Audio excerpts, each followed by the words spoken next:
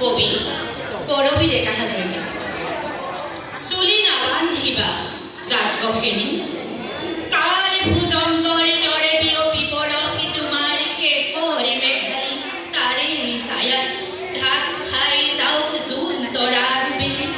চুলি নাবান্ধিবা যাজ্ঞসেনী, অগ্নি সম্ভৱা নয়নত লোৱা প্ৰলয় শিখাৰ্থী, অগ্নি কণিকা বৰশী সৰহ দুটি নয়নৰ নীল, মুক্ত কেশেৰে পিছত বান্ধিবা কাল খাপ যেন বেনি।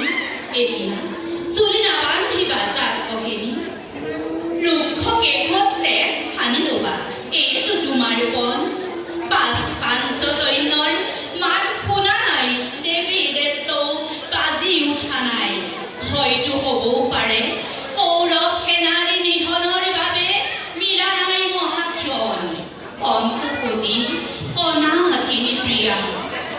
চুলিৰ ছায়াত মুখ লুকুৱাই ভীৰু পাণ্ডৱক ঢাকিবলৈ দিয়া লাজ, ধৰ্মপুত্ৰ নীতিৰ অধীন পাৰ্থৰো আজি বিহনল্লাবেগ। বীৰ বিকুদৰ হয়তো ভোগত মগ্ন, মাৰ্তিত নয় নামেই নলবা। কোমলীয়া দেহী তেজৰ কথাত হয়তো খাইছে ভয়। যাজ্ঞসেনী সহায় নালাগে কাৰো, চুলিৰ মেঘত ধুমুহা নামক মেঘ গৰ্জন বিদ্যুৎ জ্বলি হস্তিনাপুৰৰ সোণৰ কাৰেং ধূলি হৈ মিলি যাওক। আমাৰ বুকুৰে বগাই আহিছে তোমাৰ প্ৰাণৰ তেজৰ তৃষ্ণা, দুঃশাসনৰ তেজ।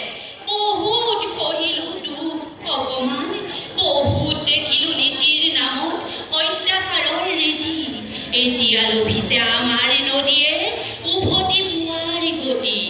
যাজ্ঞসেনী কৌৰৱ সেনাৰ গিৰিলিৰ মাত এতিয়াও শুনি আছো, অন্ধৰজাৰ ৰাজ হাউলিত মৰণৰ পাহা খেল।